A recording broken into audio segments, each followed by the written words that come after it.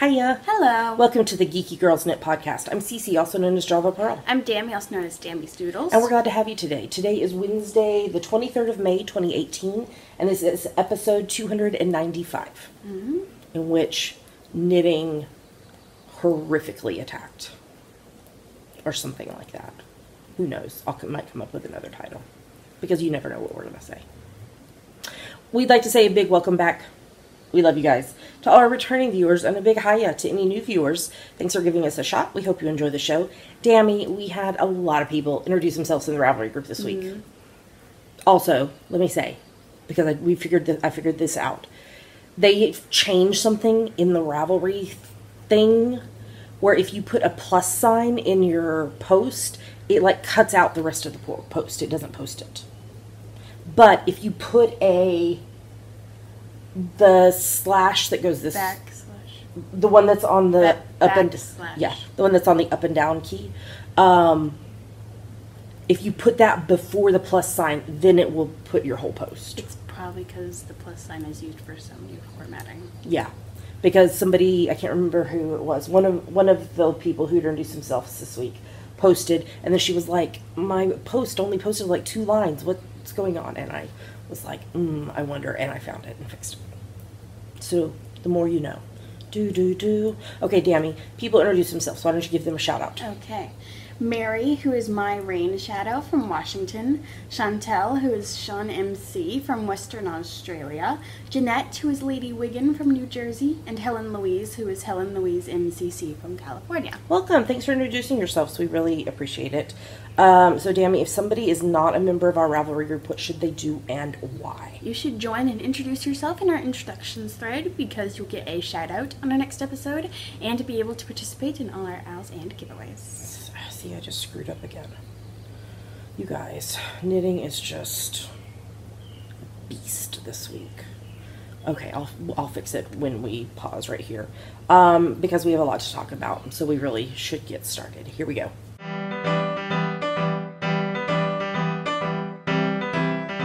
And now we're going to talk about what is on our needles. So before I go into my massive rant about knitting attacking me, why don't you tell us what's on your needles? Okay.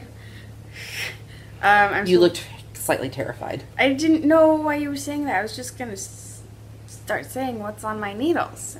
Okay, well tell us what's on your needles. I'm still working on my Rusty Gate socks, so I'm almost to the end of the first one. I have a couple more rows and then the cuff.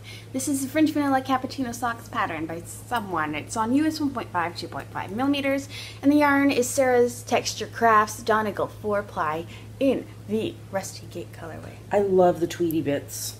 Tweety bits. So hard. Are you on the cuff or are you still knitting the leg? I just set a couple more rows and then the cuff. Okay. Cool. That's awesome. Great job. Okay. What's on your needles? Okay. Let's start out with a good thing. So first up is my 10 stitch zigzag blanket. So this is a free pattern by Frankie Brown, and it's on US 4s, 3.5 mil needles, and the yarn I'm currently using is unknown. Somebody gave it to me and there was no tag. It's a pink kind of variegated, but with gold stellina in it. Now, oh crap, I was going to look and see who it was who had asked me. Hold on. Hold that thought while I open my Ravelry mail. Sarah in Houston. Who is Sarah? From Houston. From Houston, Texas. She started her own blanket, and she sent me a message and asked me how I make sure that I do the 10, so this is a free pattern, I'm not spoiling anything by talking about this. How I make sure and get 10 ridges, 10 garter ridges in each zig and 10 garter ridges in each zag. And I do have a strategy for that, and I sent it to her via just like typing it out, but I was like, maybe it would be helpful if I did like a little, not tutorial, but just kind of show you my locking stitch marker technique. So I recorded yesterday when I was doing yesterday's zigzag, I recorded some little snippets to show you like my strategy for how I use these 2 locking stitch markers. So we're going to stop right here and put those videos in, and hopefully they'll be helpful to you or someone you know who is doing a 10 stitch zigzag blanket. So here they come. So I'm going to show you my strategy for making sure that I get 10 ridges in each zig and 10 ridges in each zag on my 10 stitch zigzag blanket. So I do that by using 2 locking stitch markers. The first one is the one that is on the stripe that I'm connecting to. So you can see I'm knitting with the pink yarn here, and so my next zigzag is going to connect right here to this one. And what I do is, from where this stitch marker is, I count up 10 ridges because this was the 10th ridge of the previous zag. So I count up 10 ridges. 1, 2, 3, 4, 6, 7, 8, 9, 10. I mark it with my knitting needle and count again because sometimes I have miscounted. 1, 2, 3, 4, 5, 6, 7, 8, 9, 10. Okay, and then I take this and I move it up here to this one.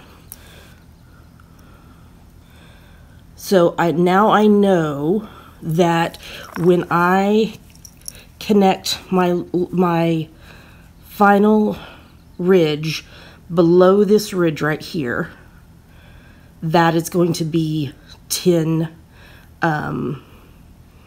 ridges for this zig. Okay, so I'm going to stop for a second and I'll be right back to show you the other one. I've knit 2 ridges now on this next zig. So now let me show you what I do with this other locking stitch marker. So this locking stitch marker marks the first ridge that I knit on the previous zag. So I'm going to count up 10 ridges. 1, 2, 3, 4, 5, 6, 7, 8, 9, 10. And there's 2 ridges then left. That's ridge number 1 and 2 of this zig that I'm knitting now. I always double check it. 1, 2, 3, 4, 5, 6, 7, 8, 9, 10, because sometimes I can lose my concentration and all of a sudden I've done like 4 without moving my stitch marker. So then I take that locking stitch marker off, I move it up, and that tells me that is the first ridge that I have knit on this zig. So the one that is on, sorry, the yarn is getting twisted. The locking stitch marker that's on the previous stripe will tell me when I get to my 10th ridge should come in just below this ridge, because you're connecting it by picking up a stitch and yeah, read the pattern, you'll know what I mean. And then this stitch marker tells me the first ridge of the new zig that I am knitting. Okay, so I'm going to stop now and I'm going to finish this zig, and then when I get ready to do the zag, I'll come back, which will be for like 2 seconds for y'all, but a few more minutes for me. Okay, so I've knit 10 ridges in this zig, and we're going to check that in 2 ways. First, we're going to check and see, and this is kind of hard to see in black, but my stitch marker is in this ridge right here, and my final connect for the zig is in the open space right below that stitch marker. So that is correct. And then I come over here and I will count starting with this ridge. 1, 2, 3, 4, 5, 6, 7, 8, 9, 10. So that's 10 ridges. That means I finished the zig. So next step, we're going to do the zag. And again, I'm going to count 10 ridges from the up from this one. So 1, 2, 3, 4, 5, 6, 7, 8, 9, 10. I put the knitting needle in there to count it, to hold it so I can double check. 1, 2, 3, 4, 5, 6, 7, 8, 9, 10. That's right. So I'm going to move this stitch marker up here. Maybe if I can quit being twisted in the yarn. Okay, so there, that is there. Okay, so now I'm going to knit a couple of ridges, and then I'll show you again how I count up from this one. Okay, so I've knit a couple of ridges, so we're going to move this stitch marker up. So this stitch marker was on the first ridge of the last of the zig I just knit. So I'm going to count up 10. 1, 2, 3, 4, 5, 6, 7, 8, 9, 10. There's 1, 2, so that's, and I'll double check. 1, 2, 3, 4, 5, 6, 7, 8, 9, 10. So I've knit 2 ridges on the zag. So I'm going to move the stitch marker up here to the first one.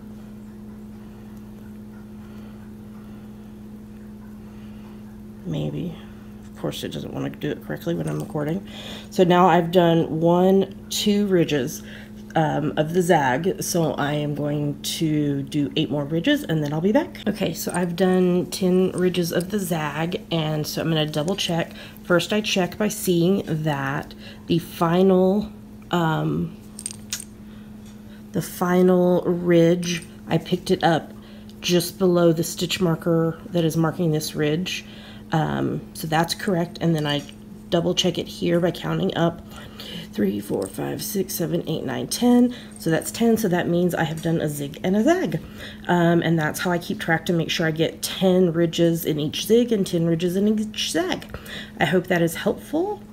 And now back to your regularly scheduled podcast knitting. Okay, so hopefully that made sense and helped you. It just really works for me, and I mean, it took a little bit to like get that strategy down, like when I first started the blanket, but now it's like, okay, this totally works. I can make sure to get my exactly 10 ridges in each zig and 10 in each zag, and it works and makes everybody happy. Okay, so next, okay, this is the first major knitting attack, and I'm so upset with myself. This is the baby sophisticate sweater for baby Toby, who is the son of some friends, and he'll be born probably in August. This is the baby sophisticate sweater pattern by Linden Down. It's on US 8's 5mm needles, and I'm using Brene Softy Baby in the Prince Pebbles colorway. Now, I'm doing the 6 to 12 month size, and apparently I have lost the ability to read a pattern. I'm so upset with myself. So after you separate for the sleeves and put them on waist yarn, you're supposed to knit 7 inches before you do the garter ridging. Garter ridges for the bind off.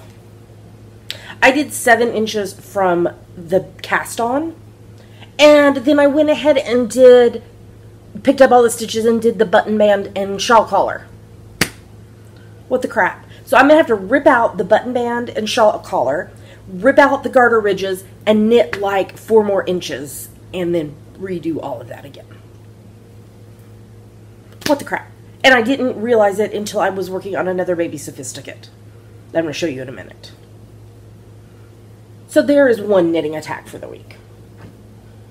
And then the next thing I'm knitting on is birthday socks, 7th birthday socks for my bestie Katie's little boy Noah.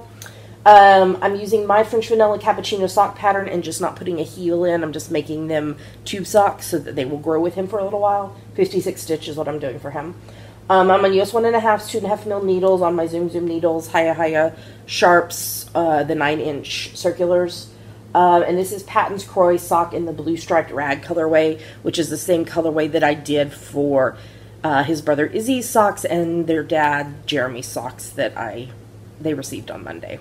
So I'm getting close. I think I need like 1.5 inches more, and then I'll do the cuff. So I'm getting close on these.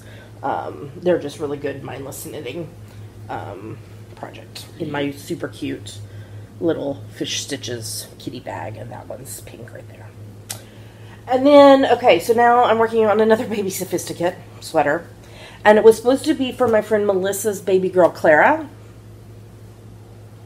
And then I realized last night while I'm knitting it that I was using the wrong yarn, because I'm knitting too many baby things. So in fact, this morning, what did I do? I used my super cute succulent to-do pad for my friend Yuko from Honeyberry Designs. Honeyberry Studios, sorry. And I did Clara, and I wrote out what yarn I'm using and what the pattern is and what size. And then I did Toby's, and then I did Daniel and Rebecca's baby girl. So what I ended up doing, well, let me tell you what I'm using. I'm like in the middle of a row. I've separated for the sleeves, and I'm doing the body, the 7 inches of the body.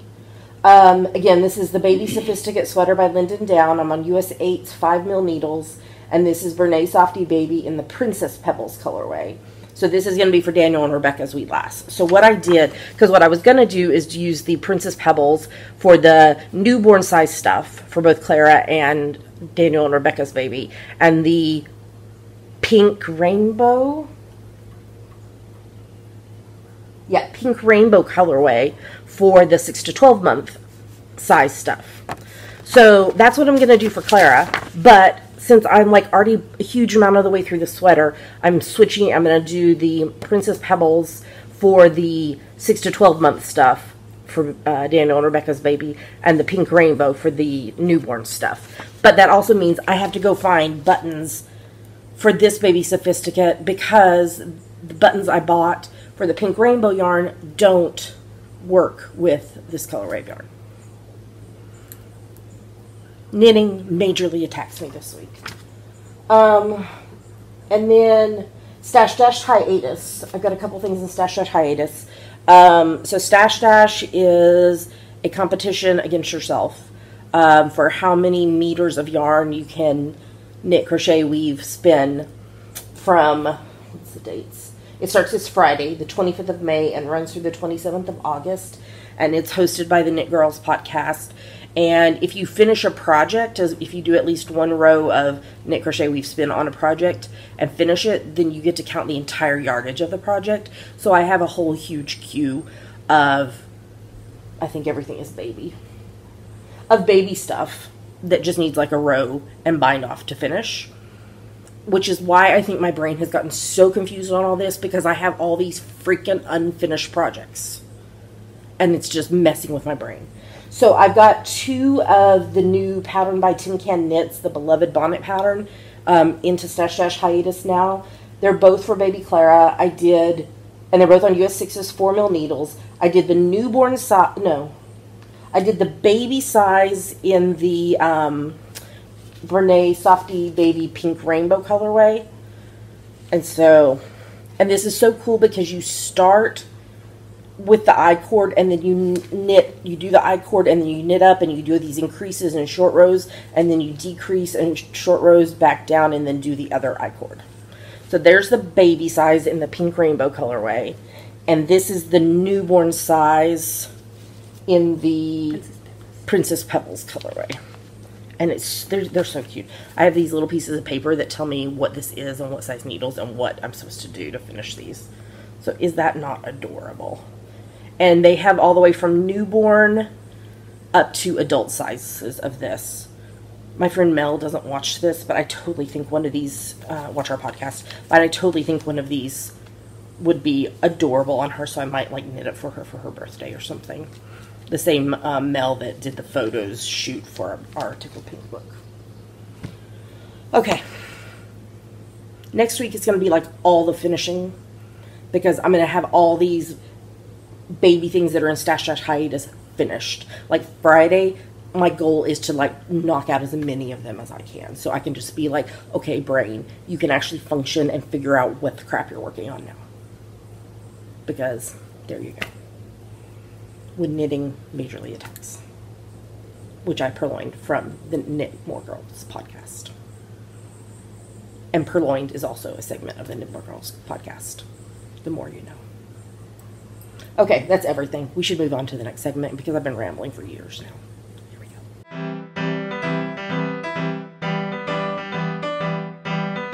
And now we're going to talk about her finished project. Okay, Dammy says I sound angry. I'm not angry. I'm frustrated with myself for all the mistakes that I have made this week. And it just is like, I'm like, seriously? How many years have I been knitting? Since 2005. That's like 13 years or something. And I'm just like having all the knitting attacks this week. But I did finish a preemie hat, and it did not attack me. It was awesome. This is my 20th preemie hat for the year. It's from my free top-down preemie hat pattern on Ravelry. I'm on US 6 4mm needles, and this yarn is left over from the Tickled Pink book, from the Bashful Stripes shawl, and the Diamonds in the Mind socks. So this is Suburban Stitcher sock in the Bashful and Cinder colorways. So I just held them doubled. So the Bashful is the pale pink with all these little flecks of speckled color, and the gray is the Cinder colorway. So I used up all the gray that I had, but I still have a little bit more of the Bashful, so I'll be using that in. I have even more of the Bashful. Ooh, do you have enough where I could put it in my zigzag blanket? Yeah. I'm so excited. I'll go through my yarn sometime. Okay. The leftovers I have. Because I didn't have enough, even if I paired up the the Bashful and the Cinder, I didn't have enough to do a stripe, so that's why I just put it into the Preemie Hat bowl of yarn.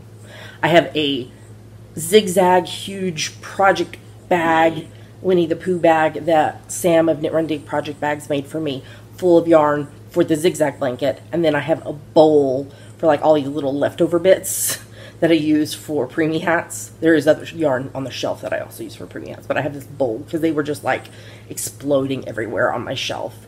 So I like looked in our cabinet and we had this glass bowl that I guess you would use for like a salad for like Thanksgiving or Christmas or something. Salad at Thanksgiving. Like Inlo salad, like the one that I make with the cottage cheese and cream, Cool Whip, and fruit, strawberries and pineapples, and a pouch of Jell-O. You don't make the Jell-O, you just pour the Jell-O powder in. You're off topic.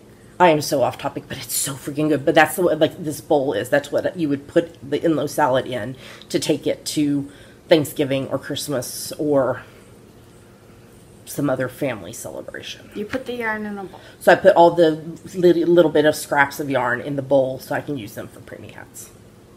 The more you know. Why am I saying that? I'm like NBC is in my head. Do you know that's an NBC commercial? The more you know. The more you know. Okay, that's the only thing I finished this week because everything's going into / hiatus. But next week, you're going to be like, Cece, stop. You have finished 57 projects. I really have finished, like, this year I have finished over 50 projects. And then with all these stash hiatus things, I'm going to be like around like 60 projects that I've finished already this year. And we're not even halfway through the year. My goal was to finish 100 this year. And I'm going to make it. Now, 52 or 53, I can't remember how many Sundays there are this year. Of them are preemie hats. But still, awesome. Go Cece. I'm very proud of myself. I'm bragging, sorry. Let's move on to the next.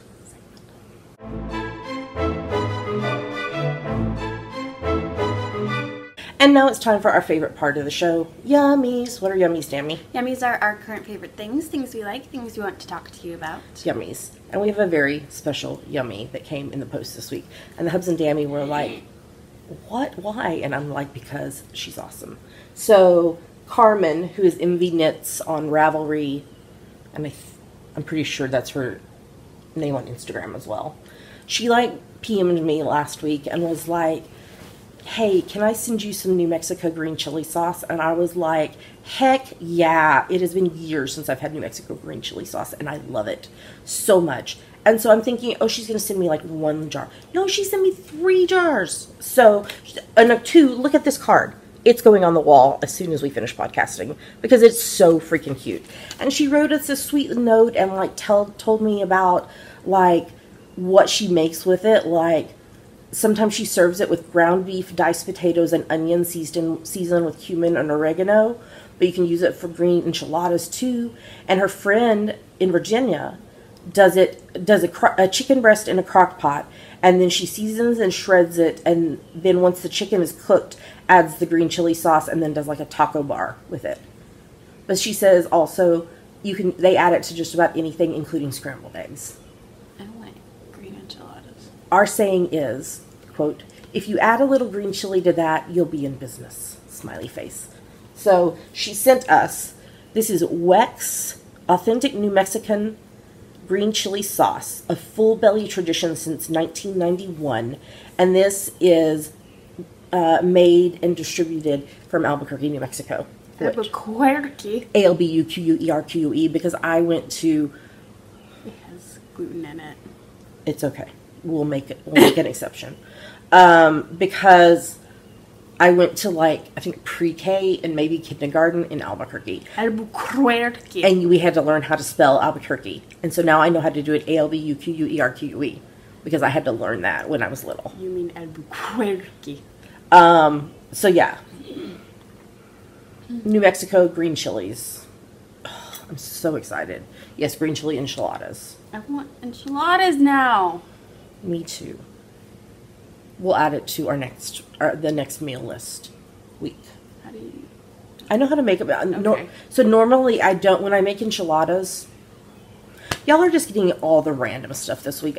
I mean, I don't have anything else to talk about in here. Because it's been such a crazy week of, like, me beating myself up and being manic. I think I think kind of the stem of it is I'm just really frustrated that my ankle is still bothering me so much that I'm not able to be up and around doing as much as I want to do because it freaking hurts. And so I can't even, like, get all my steps in or anything because I'm supposed to stay off at it as much as possible. And so I think that is just, like, and making my life crazy. Enchiladas. I typically don't do them rolled. I typically do them flat. So what I do is, like, in a casserole dish. Oh, yeah. I spray it with the, like, oil spray to help it keep from sticking. And then I put, like, a couple of tortillas down and then put cheese and then put some green chili sauce. And then do another layer of tortillas, cheese, green chili sauce, another tortilla, and then top it with the cheese and the green chili sauce. And then cook it in the oven at, like, I don't know, maybe like 375 until, like, all the cheese is melted and it's heated through. And then serve it with refried beans and sometimes Spanish rice for you and Daddy. I'm not a fan of Spanish rice. But it's so... Now I want this for dinner. I'm sorry. But, yeah, I don't... I mean, I know how to make enchiladas where you roll them, but it's so much extra work. So if you just do it flat, and then you could just, like, cut it up like a casserole, like you would do, like, a lasagna or something. Lasagna. I'm not a fan of lasagna. Lasagna. It's the tomato sauce. It, like, interacts with my system. What about, like, Alfredo lasagna? Ooh, now that would be awesome. I'm pretty sure that's a thing that exists. I think they make green chili, not green chili, gluten-free. Green chili lasagna. Oh my gosh, that could be awesome. With Alfredo sauce. I'm pretty sure they It would just be like your enchilada, but with the noodle thingy. I think they make gluten-free lasagna noodles. Lasagna! That could be really awesome. We have 3 jars of this. We could totally try it.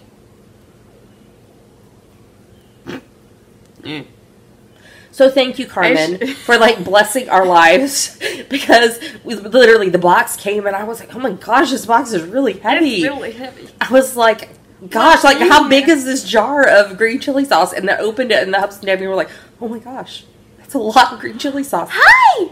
Oh, baby kitty. She's not a baby.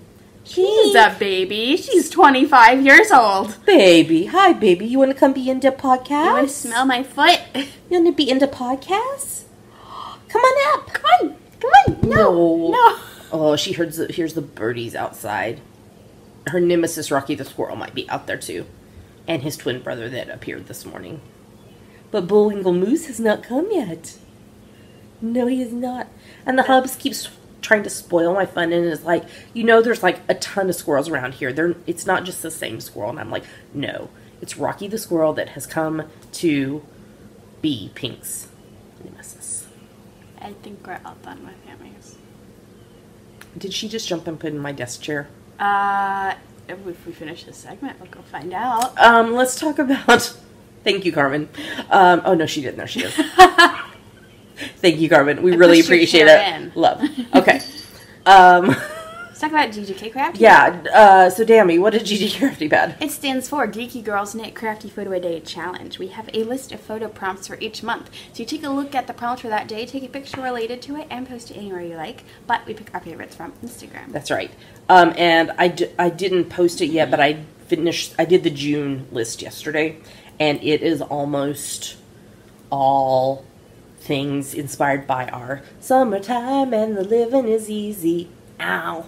Ew. That will announce, like, all the details about next week in next week's episode, because next Wednesday is the 30th, so when this releases it'll be Thursday the 31st, so that'll be plenty of time and everything. And then we'll also post it in all the details in the Ravelry group. So anyway, but now let's talk about May. It's shapes, emotions, and random things is the theme. So we are about to show them something. 2 photos from us that we liked and 5 photos from other people that we liked. Here come the photos.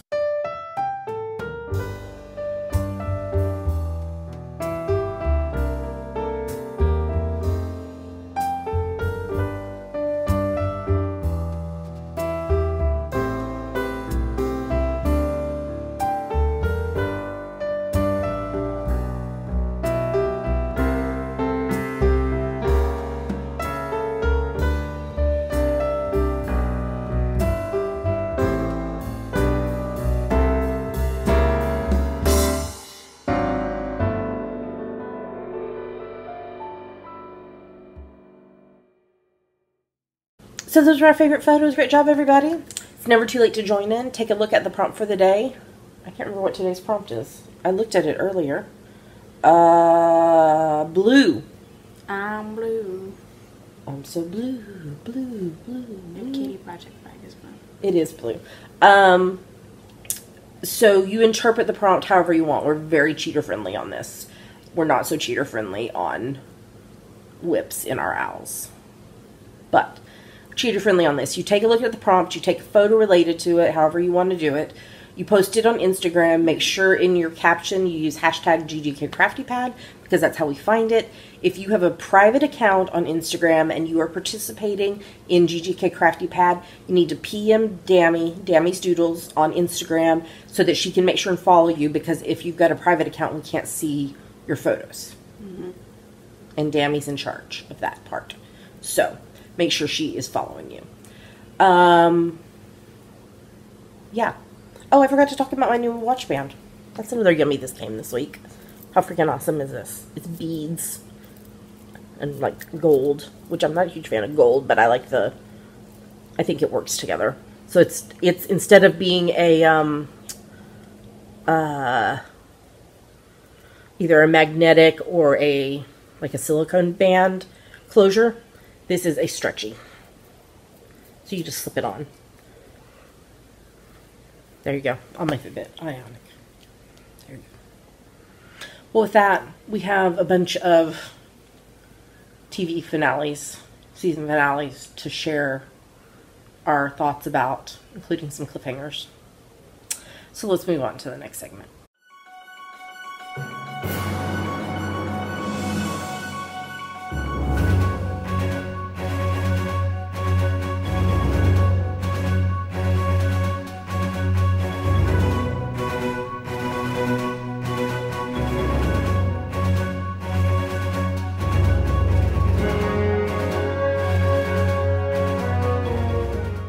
Now we're going to talk about what we are reading, watching, and listening to. I heard kitty jingles. Kitty jingles. Because her collar, she's got like three little tags and it makes jingles. It's the bell. Yes, and there's a bell too. That's right, I forgot. Okay, so Dammy, what have you been reading? I've been reading The Hunchback of Notre Dame by Victor Hugo. I wonder why. In preparation for us going to see The Hunchback of Notre Dame on opening night, June 8th at 8 p.m. So, tell them about the video you shared on Facebook this week. It wasn't for their Sitz Probe. Sitz Probe is with all the instruments. It was for their first read, sing through. They were just like sitting down with the piano playing, reading and singing through the music and script. Okay, but how much did I love, what's his name? Joshua Castile. Joshua Castile, who is playing Quasimodo, and he is deaf. And there's another guy, do you know his name? E.J. Cardona. He is the singing voice of Quasimodo, but in this rehearsal, oh my gosh, how animated Joshua was. I thought she jumped up on the thing, but she didn't. How animated he was. He was signing to the songs, and it was just so beautiful. So beautiful. I'm like, oh my gosh, okay, I'm like ready, let's go. When do we get to go see the show? I'm going to enter the lotteries that Today Takes will do for it too. When do they start? They probably start like for the first performance June 1st. Is it like the Hamilton lotteries? Yeah, it's for discounted tickets. I think it might be 20 a ticket. Okay. So. Okay, cool. Maybe is there a limit of how many tickets you can get? Do you just get one? Two. Maybe you can win and take Daddy to see it since he won't get to see it with. Or you can enter two. Oh, I could enter two, and then we could all go and bring a friend. Okay, so have you been reading the other thing too? Yes, I've been also reading The Glass Scientist, which is a webcomic by Sabrina Katungo. Okay, so have you been getting your 15 minutes in a day? Yes. So I forgot to ask you where you are in Hunchback. Dang it. I'm like somewhere midway. Okay. Don't remember, because it's separated into books, and I don't remember what book number that is. Okay. So what I'm referencing when I asked her about the 15 minutes a day is... Our April, May, June round. Yes, so this is a read-along. So what it is it's a challenge for you to read at least 15 minutes a day every day in these 3 months. And there is a finish line thread in the Ravelry group where you just post once and then you edit that post. And the bare minimum of what you need to put in your post is the date and that you read 15 minutes or more. You can be more detailed and give like exact number of minutes. You can put like what you 55.7. You can put like what you read. Some people are like doing that. That's really cool. What's her name? Silver. I don't know. Silver Luna. 2112? Yeah. She, like, at the end of each month does this, like, pie chart graph, a thing of, like, how many minutes she read of each book. It's really freaking awesome. So, and you just edit it. You just need to make sure that you have all of your stuff posted in your post by the end of June, because the morning of July 1st, I will lock that thread and we will draw for prize winners. That'll be announced on the next podcast after that. So we'll have 2 different categories. If you read at least 88 of the 91 days, you'll be entered into 1 or more giveaways for ebook from us. It just depends on how many people finish. You'll also get a 20% off a single pattern coupon code and a RAL virtual badge. If you complete 61 of the 91 days, you'll be entered in 1 or more giveaways for any one of our single patterns, and you'll also get a virtual badge. If you're posting about it on social media, use the hashtag GGKRAL18 so that we can see what you are reading. Okay, are you reading anything else? Nope. So Okay. what are you reading? All the things. I finished a bunch of books this week, too. I finished reading Bright Line Eating, The Science of Living Happy, Thin, and Free by Susan Pierce Thompson. I'm still not 100% sure on this book. I talked about it a lot last week. But I did order my own copy of the book because I just have the library copy and I need to return it because it's about to be due. And so I went ahead and bought the book for fairly cheap, and that because I really want to read it again, read the science, and think about if it's something I actually would like to try and see if it works for me. And then I read a very not safe for work, not safe for kids book called The Clothes Make the Girl Look Fat, ? Adventures and Agonies in Fashion by Brittany Gibbons. So this is the same lady who wrote the book that I talked about, I don't think it was last week, I think it was the week before, Fat Girl Walking, I think is what it was called. And it's mostly about like being comfortable in the body that you have, whether it's plus size or not. This book leaned more towards the, like, for so long there was a lack of clothing choices for plus size women. It was like we all wanted floral muumuus. If you want to wear a floral muumuu, you rock it. That's just not my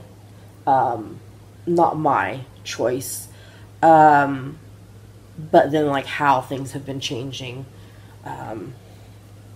So I finished reading that. And then I started reading Sacred Mundane, How to Find Freedom, Purpose, and Joy by Carrie Patterson. So I'm just maybe a third of the way into that. It's a fairly short book, but it's very meaty. So I'm having to, like, read a little bit and then, like, let it process.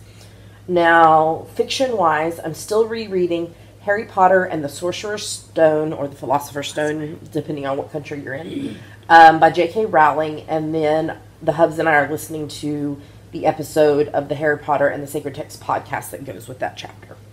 I just read the chapter last night about... They were in Snape's class for the first time. Mm-hmm. I can't think what the chapter's called. Yeah. And then I finished rereading Drums of Autumn, which is the 4th book in the Outlander series by Diana Gabaldon, because Julia of Pandia's Jewels and I are going to do a collaboration for the 4th season of Outlander that comes out in November. So I need to, like, message Julia and chat about it now that I finished reading it. And then I'm reading Blood of Tyrants, a novel of Temeraire by Naomi Novik, which is like book number, I think, 8 in the series. This one is really kind of slow for me. I'm like, I'm not sure. But this is the penultimate book of the series, so I'm like feeling like I need to push through and finish it and see what happens. So that is everything that I'm reading. Now we're going to talk about what we are watching. So I watched a Hallmark movie this week, conveniently about a royal couple called Royally Ever After. It was okay. I didn't feel a connection with the woman, with the bride. I don't know. She was an actress I'd never seen before, I don't think. So, I mean, it was okay. But, you know, Hallmark movies are very formulaic. You know what's going to happen. So, also, I've been marathoning TV, you know, because I've been sitting with my foot up. So I finished watching season 1 and then marathoned all of season 2 of Longmire. I finished that yesterday. I think there's like 5 seasons maybe, but they're short seasons. They're like 10 to 13 episodes. So I'm ready to start season 3 of that.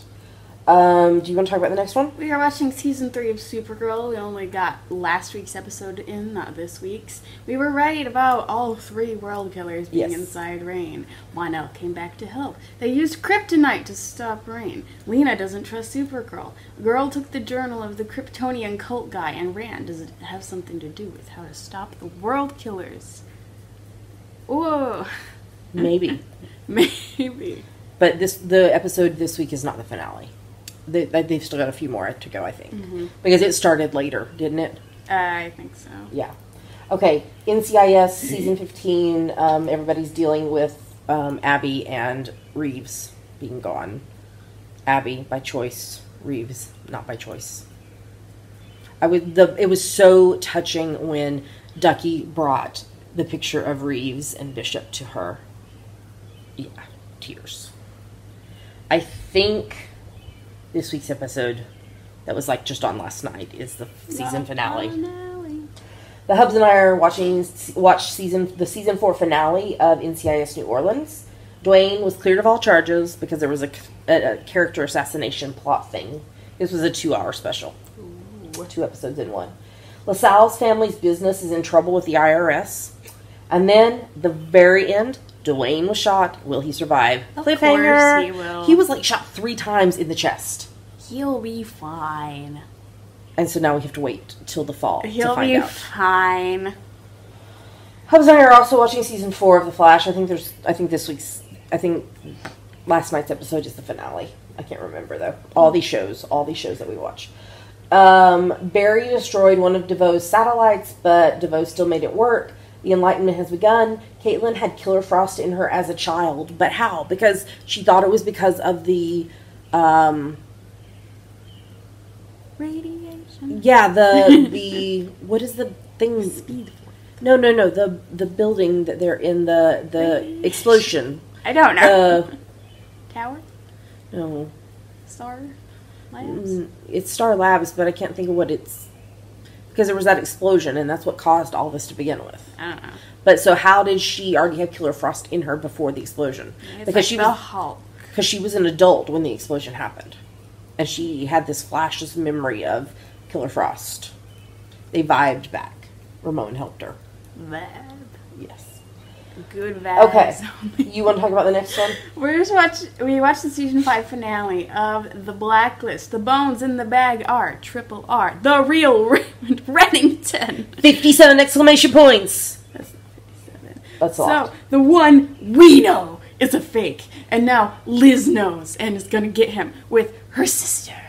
That's right. Dun, dun, dun. I suspected that the bones might be Reddington. But I was like, I don't know. Would they really do that? They would. Well, apparently they would. Apparently they would.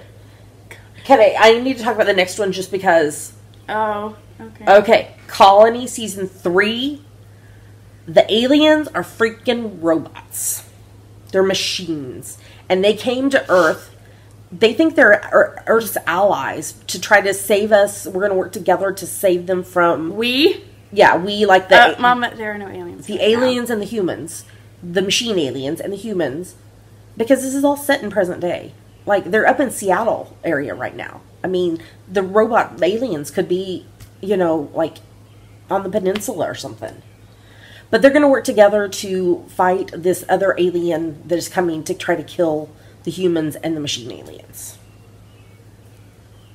And Josh Holloway's character, I don't know his name. No, I don't know his name. Anyway, from Lost. He was Bowman. Will Bowman. Will Bowman. He somehow has a connection with these machine robots. Because remember, it didn't kill him and his son when they were, like, climbing the wall? Yeah. There's some connection there that we don't know yet.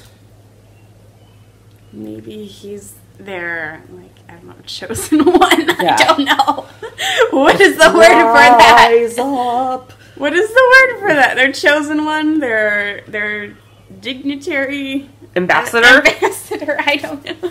You will rise up, Will Bowman, and help us in our allied cooperation to beat the non-machine robot aliens that are coming. Maybe they are machines. Oh, they could too. be. I don't know. We haven't seen them. They might be machine robot aliens as well, but just different ones. So, yeah. And it was kind of funny because we were watching this last night, and then we were supposed to meet up with some friends, and we were running late because we were watching this, and I texted her, and I was like, we're finally on our way. We got distracted by aliens with the little alien emojis. Okay, the season 13 finale of Supernatural. Oh my freaking gosh. Michael and Lucifer made a rift and came back through to our Earth. Whatever, our reality. Dean then offers himself as a vessel to Michael. Because remember, was this last season, that Sam was Lucifer's vessel? They were like the chosen ones. I thought Sam was Lucifer's vessel 7 seasons ago. Maybe it just feels like last season. Anyway, so now Dean is Michael's vessel. Jack killed himself so that Sam could fight Lucifer. Dean/Michael killed Lucifer. Lucifer is dead, but don't worry, he'll probably come back. Or is he? Michael took control of Dean's body and left, and he's walking down the street in a suit and a newsboy hat, and being look at me. It totally gave me what's his name? Crap. The Staying Alive guy. The Bee Gees? Well, no. You can tell by the way. But what's the movie that the guy's walking down the street? I don't know. A lot of movies do funny walking scenes to that song. I can see his face. Crap. What is it? I don't even know what to look up. Y'all are screaming this at me. You know who I'm talking about? No. He flies planes. He's Tom Cruise? No.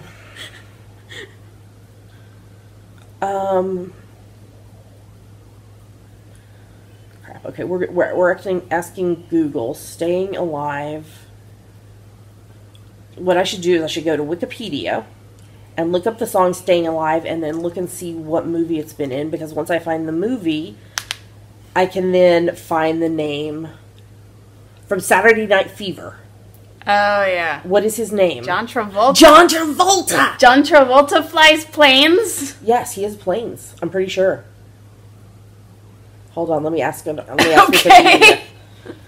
John... There's so many things that this episode could be called. His Wikipedia page is not going to tell you about planes. It could. He could talk about his hobbies or something. Personal life. We need to know about his personal life.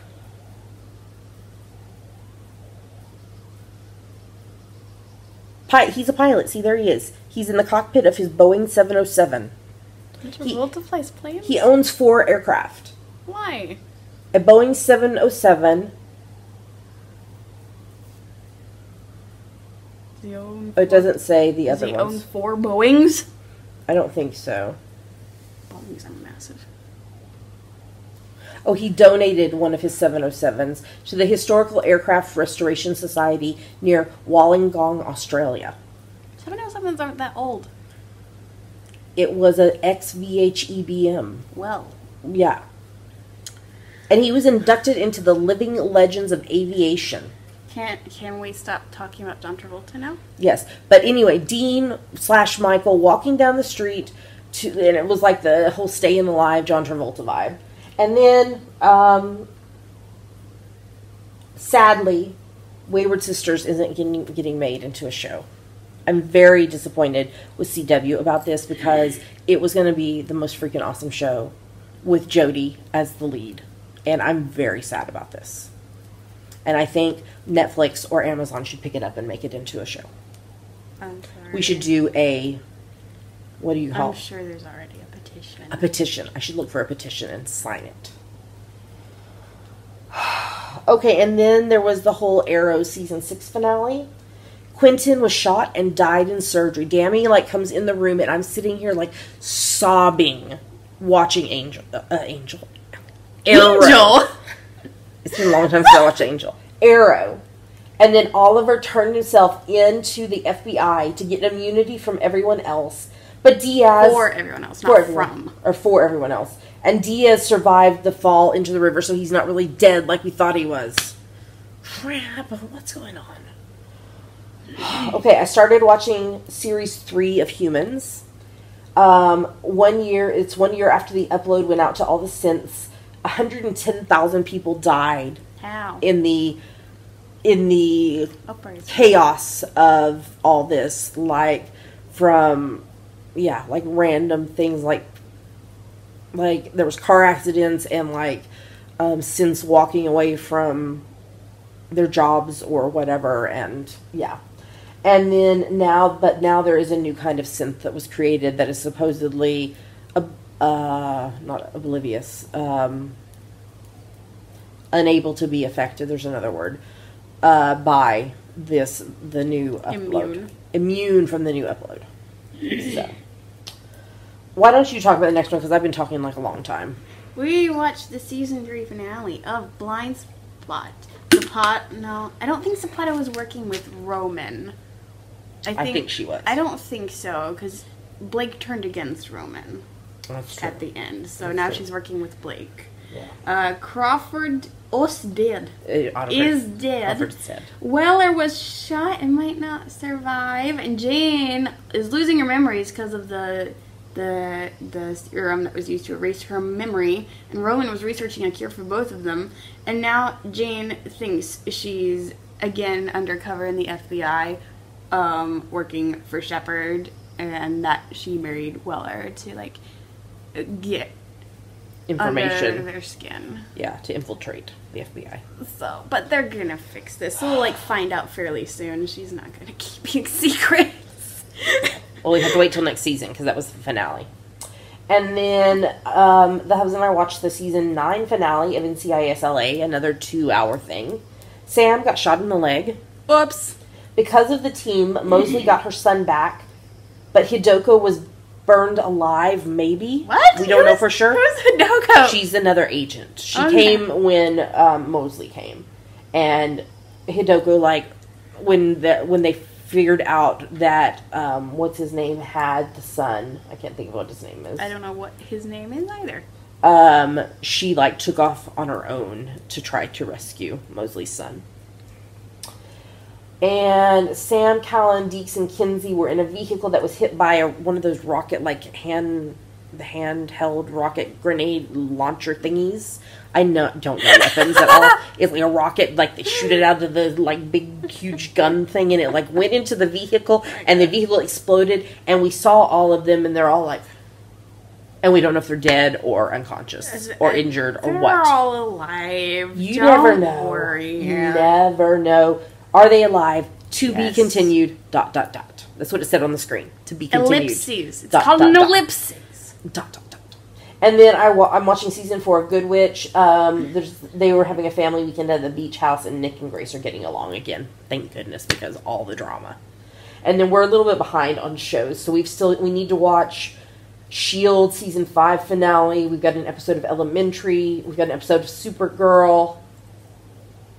We've got an episode of NCIS. We've got an episode of The Flash. So we'll get caught up because since so many season finales have happened, we'll get caught up. Listening to, I've been playing my Sarah Bareilles playlist that you made for me, and we have been playing it in the car a lot and singing along to it, which is fun. I started listening to a new podcast, a New to Me podcast. I've listened to 6 episodes of it now already because it's good Are you, like, freaked out? A little bit. So, several... Maybe you shouldn't binge listen it. I know, because I'm like all the... Ooh, maybe that's like my chaos manicness because of listening to this. Like, I've got several friends that listen to it, and they were like, you should try it. And so I'm like, okay. Because I do like criminal dramas and, like, whodunit and whatever. So, you've probably heard of this podcast, My Favorite Murder. Not safe for children. Lots of language. And obviously, they're talking about murder. Not safe for children. And, like, all these things. But I've, like, listened to... I decided to go back and start at the beginning and listen to it. Instead of, like, listening to current and then... Because, like, I know, like, one of the episodes I listened to, were talking about that guy that just recently... The Golden State Killer? Yeah. Ugh. They were, like, they mentioned it and they talked about... What was Patton Oswalt's wife? Yeah, she passed away. I don't remember her name. Yeah, but she had, like, been researching it, and then they, like, published Patton, like, helped publish her book about it, and it was because of, like, a lot of the research and stuff that she did that they found the guy. But then I was like, when they mentioned it in one of these early episodes, I was like, I bet you that covered it. So I, like, scrolled through the episodes and found, and they did, like, a whole episode about, like, Michelle McNamara, that's her name, about, like, all the research and stuff she did and everything in helping to catch this killer. So, but not safe for children. Is it just them talking, or is it, like in more recent ones, do they have, like, audio clips? I don't know, because I have not listened to any of the recent ones. I mean, like, more recent crimes, because, like, there's audio clips available from the Golden State Killer. I don't know, they might, because I've only listened to, like, the first 5 or 6 episodes. I've not listened to any current episodes. And I don't know if they still do this, but in these early episodes, they had, like, people could, like, email in or, like, call in and leave a message about, like, their hometown murder or whatever that had happened, or, like, you know, they barely missed out on being this serial killer's next victim type thing. That's scary. It is scary. That's so intriguing. I do have a story, but I'm not going to tell it on the podcast. If you want to know, tell me, and I'll tell you about... I don't think I know. I wanna know. You do. You know, in Fort Worth, the neighbors. This is before I was even pregnant. Tell me later. If you want to know, tell me, and I'll, like, type it out and put it in the episode thread. But I don't want to scare anybody, because we are a family-friendly podcast, even though we talk about crime and murder, apparently. Okay. So I have been listening to that. What have you been listening to? I've been listening to, like, various indie that's been recommended for me on Spotify. Okay, have you listened to, like, your jazz one? Nah. Okay, I need to mark that out. And I need to add in My Favorite Murder. Okay, this segment is like 57 minutes long. So sorry. Not sorry. Finales. You gotta do what you gotta do. Alright, let's move on to the next segment.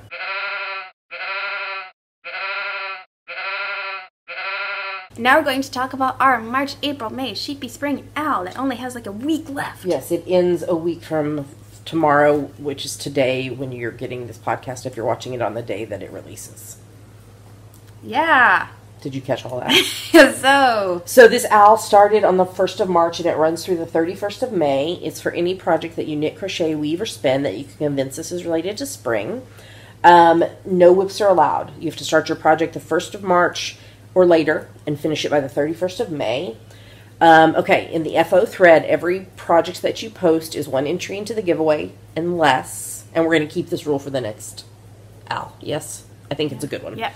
Okay. So if you have a project that is not at least 20 yards, 18.3 meters of yarn used or spun, you need to combine it in an FO post with more items that total at least 20 yards, 18.3 meters, and that one post of combined items will be 1 entry into the giveaway. Okay? Feel free to polydip in other owls as long as it meets the rules. Like you could totally do Stash Dash, and Stash Dash starts on the 25th. You could have all these FOs that you finish. If you're like me with stuff in Stash Dash hiatus, which I'm not eligible for the prizes, but for our owl. But anyway, speaking of prizes, we've got lots of lovely ones on the screen right now. A huge thank you to everybody who donated prizes. If you'd like to know more about them or to see bigger pictures or see the donations by all that stuff, you can go to GeekyGirlsKnit.com. Look at her. Pink Pearl is being very cute. We should like take a picture of her and put it in the podcast. She's so adorable. Let's see here. Here we go. I see. You must be a member of the Geeky. That's video. You must be a member of the Geeky Girls Knit podcast group on Ravelry to participate. You just said that, Roll. If you want to post about it on social media, the hashtag is GGKSpring18. The thread, the FO thread will be locked on the morning of June the 1st, as soon as she gets up. And then winners will be drawn on the next podcast following that. And if you are a prize winner, you have 30 days to claim your prize from the day the podcast goes live, or you forfeit it. And Did I miss anything? the only thing I was going to say is, if you are interested in donating a prize for the Summer Owl. Yeah. For the summertime and the living is easy. Ow. We've already been contacted. I don't know if I told you about a prize. And she's so cute. And it has a coupon code with it for the whole length of the Summertime Owl. Summertime. But before that starts next week, we'll talk about in detail about the rules for Summertime Owl and talk about the prizes and everything in next week's episode. But we have people who finished projects this week for the Sheepy Spring Owl. So, Dammy, why don't you give them some shout-outs? Some shout-outs? Some shout-outs. 4 Jules 4, Angie's Hip, Ariaya, Artist Girl, Auntie Knitsalot, AZ Knitwit, Sean MC, Eileen D, Fun Friend, I Knit Socks 2, Karenina 4777, K Bowman 123, Keeney 1007, Knit Central, El McCall, Scrap Fair, Travel Socks, VT Kimmy Kim, Wisconsin Knitter, Wombat Knitter, and Yarn Wall Knits. Great job, everybody. So get those projects finished because next week is your deadline. And I seriously will lock the thread as soon as I get up the morning of June the 1st. So get your stuff posted before I get up. What day of the week will that be? Is that a Friday? It is a Friday. I wake up at 7:30 a.m. Pacific time, so I probably will lock the thread around 7:50 a.m. Pacific time. You better get So there. get those posted. Just in case you want to know my routine for the week. Okay, let's move on to the next segment. Pink Pearl is being very cute. Okay. Next segment.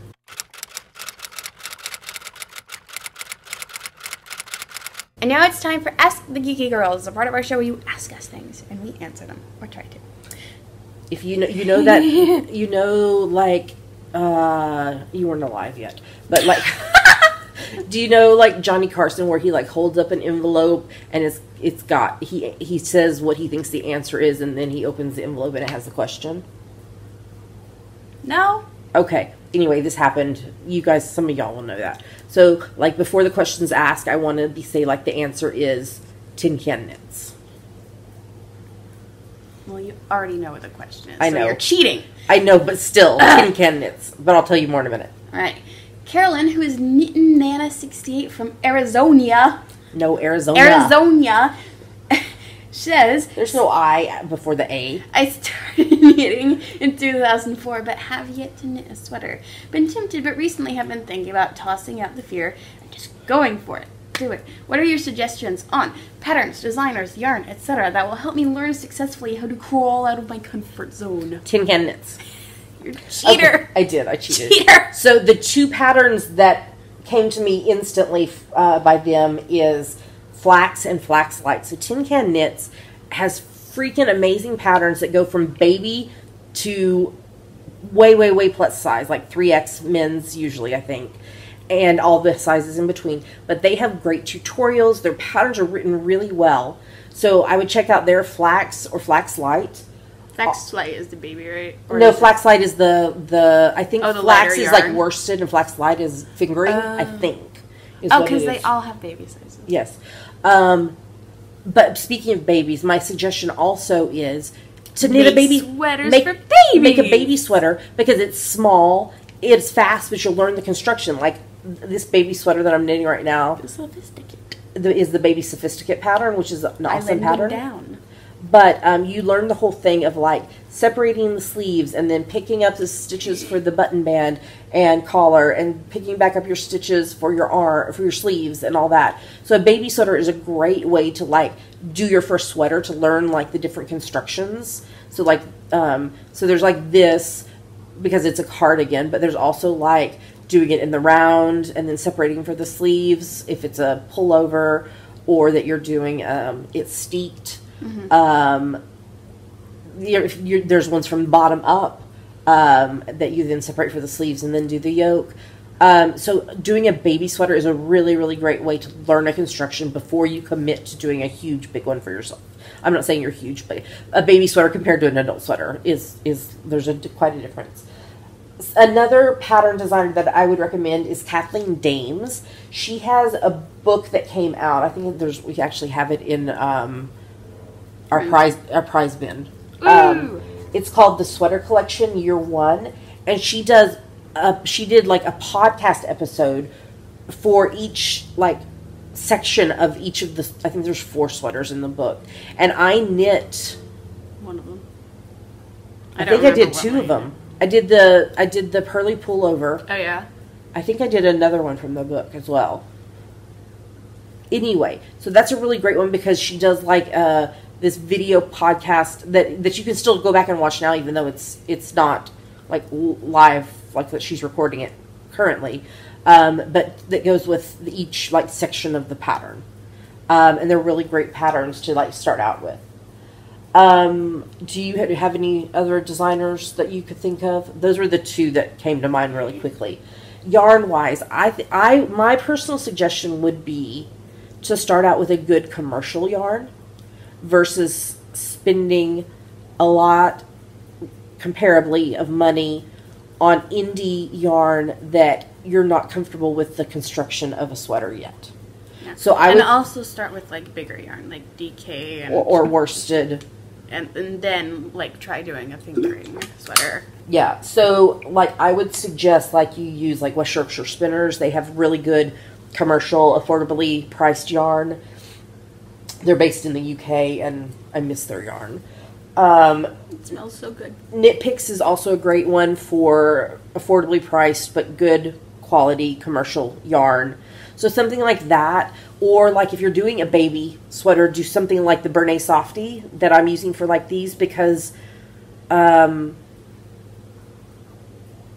all the people that I'm knitting for, they're not crafters, they're not knitters or crocheters. So and for babies especially, acrylic, to be able to throw it in the washing machine when something gets spilled on it, because invariably it's going to happen. Babies will be babies. Babies will be babies. So, like, if you're doing something baby size, like Bernay Softy that I just picked up from our local Joann's, which is it's soft and it doesn't have wool in it, so they can't be allergic to it. Exactly. And it's acrylic, so you can just throw it in the washing machine. It is soft. It's called Bernay Soft. Softy baby. It's for soft babies. And Joann's always has coupons. Always. So those would be my suggestions. Tin Can Knits, 100% yes. Even their like more advanced sweater stuff, they've got great like tutorials based back, and their website has a ton of tutorials on it for how to do different things. And the way they write their patterns is just really, really awesome. Like I've been knitting, well, they're bumble hats, but then I've also been knitting the beloved bonnets for some of these baby gifts, and they're just really well written. And I cannot get over how amazing it is, but how much work it is for them to write this pattern from baby to like 3XL adult. I mean, like all these sizes in between. It is so, I mean, I know like for sock patterns we design that have 3 sizes in them, how much work that is. And we've not even designed any garments. Mm-mm. I just cannot fathom, I cannot even understand or imagine how much work it takes them to get all these sizes for these garments, because they do quite a lot of garments. So definitely Tin Can Knits. Check out Kathleen Dames' sweater collection. Check out West Yorkshire Spinners, Knit Picks. If y'all as viewers have suggestions for like beginning sweaters, or for a good affordable yarn to do your first sweater with, I'll ask that as a question in the episode thread in the Ravelry group, but you can make some suggestions. So I hope, Carolyn, that we've given you some good info that that will help you get started on your first sweater.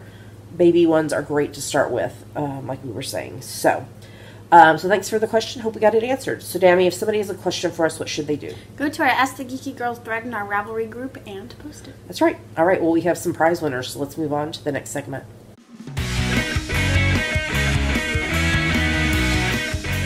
Now we have giveaway winners. That's right. So our friend Yuko that I mentioned earlier of Honeyberry Studios. I want the business card. I don't have a business card. Yes, you do. I gave you one. You have it on your closet door.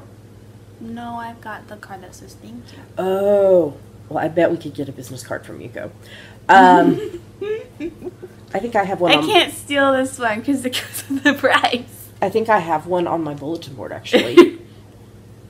We love this pictures. Poppies. Okay, so Yuko sent Dammy and I some stuff to use from her shop, but she also sent 2 giveaway prizes. So what we did is we asked in the episode thread for you to tell us what your favorite product from her Etsy store is. By far, the favorites were the sea otters and the succulents.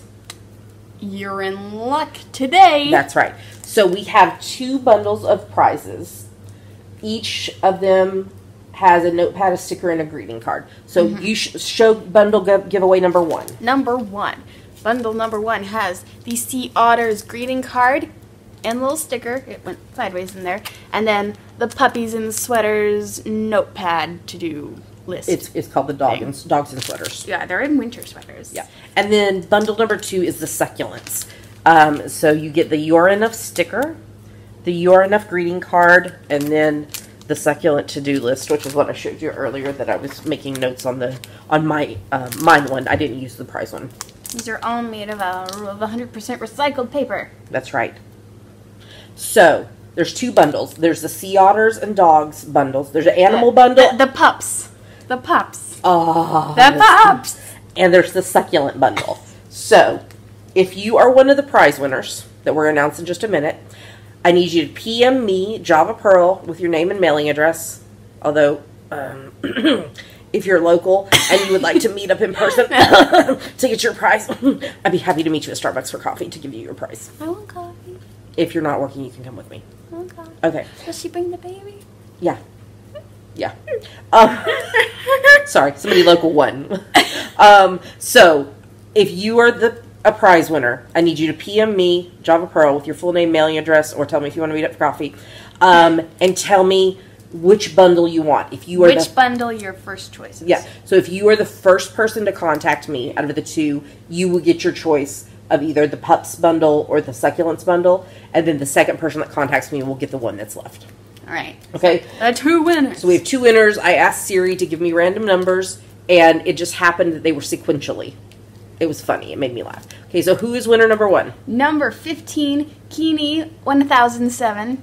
Am I saying that right? Keeny? I think so. Keeny. Who is my friend Janine that I went on the yarn crawl with. So funny. Congratulations, Janine. Let me know if you want to meet up in person for coffee to get this. And the prize winner number 2 is? Number 16, JP Music 15. And you're not local, so I do need to know. I need to know your full name and mailing address. Although if you were here, we would ask you if you wanted to meet up for coffee. We would totally meet. If you want to fly me to wherever you live and have me have coffee with you and bring your prize. I think JP Music is in the UK. I'm pretty sure. Is she? I'm pretty sure. I didn't think she was. I thought she was in the U.S. Hold on. Bum, bum, bum. We need some hold music. I'm doing Africa by Toto. Okay, go ahead, do it. No, she's in West Virginia. Oh, I'm confusing her with someone else. So, JP Music 15, if you want to fly me to West Virginia, I will bring your prize. Fly me too. Okay, we'll come and we'll bring your prize and have coffee with you at Starbucks. We'll even treat you to coffee. We'll treat you a good local coffee. Sure, we'll treat you to coffee if you fly us there. And give you your prize. That's right. So we've got the pups and we've got the plants. The succulents. So PM me. Let me know if I'm mailing this to you or if I'm meeting you in person and what your first choice is. And the first person I hear from will get their first choice. And then the other winner will win what's left. Again, thank you so much to Yuko for sending this stuff and sending this stuff that we've been using. I think I lost. Oh, there it is. The business card. Her store is honeyberrystudios.com. Oh my gosh. Speaking of cats, do you follow her on Instagram? Oh my gosh. So she's making these ceramic cat ornaments that I'm like, oh my gosh, I need one that looks like pink. But then did you see the vase? Maybe. She has this beautiful vase that she's made that's got a cat on it. Oh my gosh, it's so cute. So, okay, so thank you so much to Yuko for sending this stuff. Sorry, there's a big truck outside apparently. Oh, I didn't say, if you were one of the prize winners, you have 30 days from the day this podcast goes live to claim your prize, or you forfeit it. But you want to claim it because it's awesome. Thank you, Yuko. Don't make me keep it. Oh, yeah, darn, I'll have to keep it and use it. Honeyberrystudios.com. Thank you, Yuko.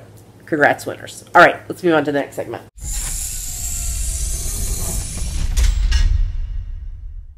We finally made it to the end of this very bizarre, crazy, manic, angry, Yay. end of the world podcast. Yay. Murder. All that. Thank you for sticking with us. If you did. If you didn't stick with us, you're not hearing this, so sorry. Announcement. Kate, who is librarian Kate, 7578 is hosting a GoFundMe for us to go back to Scotland for the Hub's PhD graduation. If you're interested in helping with that, there's a link in the show notes. If you're interested in me hosting a essential oils online workshop for you and your friends, I'm looking to book some people and their friends in to do that. I will send you samples to use and then provide you education via online videos and Facebook Lives to help you learn how to use them, to see if they would be beneficial for you and your health, or you and your family's health. So just email me at grande@javapearldesigns.com if you're interested in that. Okay. Huge thank you to everyone who supports the podcast. No matter how you do it, we love you guys. You're amazing. We're coming up on 6 years of podcasting. We'll hit 300 episodes next month. It's crazy. Thank you. But an especially big thank you to those of you who support us financially, because it does cost money to do a podcast. Like, we'll have to send out prizes and such. So, there's 3 ways you can support the podcast financially. First is Patreon, which is a site where you can pledge monthly to your favorite creatives, and then you get rewards based on the level that you donate at. I sent out prizes. I guess it's been about a week and a half ago now. So if you would like more information about that or want to sign up, you can go to patreon.com/geekygirlsknit. What's another way? There's a PayPal button in the sidebar of our website if you would like to make a one-time donation. And we are Amazon.com, .co.uk, and .ca affiliates. If you're going to shop on Amazon, if you click through our website first, Amazon gives us a little money back based on what you purchase. It doesn't cost you anything extra, and it's a great way to support the podcast by doing something you'd be doing anyway. Yeah. So if you'd like more information about any of this or want to find us online, where do they go? geekygirlsknit.com, and there are links to everywhere else we are online: YouTube, iTunes, Ravelry, Facebook, Twitter, Instagram, etc. And with that, we're going to tell you goodbye. We hope you've enjoyed this really crazy podcast, and we'll be back with you again next week. Happy knitting. Talk to you soon. Bye. Bye.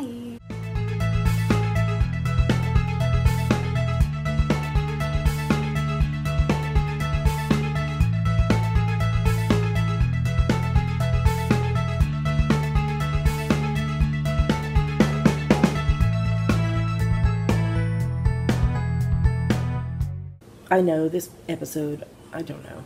I'm going from like angry at myself to now Dammy's like, you're being manic. And I'm like, you know what? That is like my daily life. I get so upset with myself for something stupid that really doesn't matter in the scheme of things. And then I go crazy and like narrate to the Hubs and then later to our friends Mel and Justin, they're married, a gift text message conversation that Dammy and I had. Was that yesterday or the day before? Yes. It was yesterday or the day Yes. before? Yesterday. That's my life, y'all. That's just how it is. Love it or leave it.